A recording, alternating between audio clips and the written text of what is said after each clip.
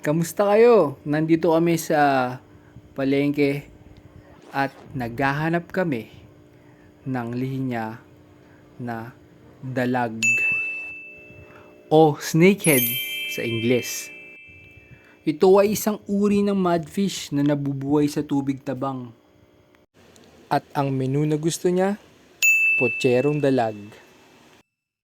Halos hinanapan namin ng lahat ng stalls sa palengke pero wala kaming nahanap na dalag sa kasamaang palad.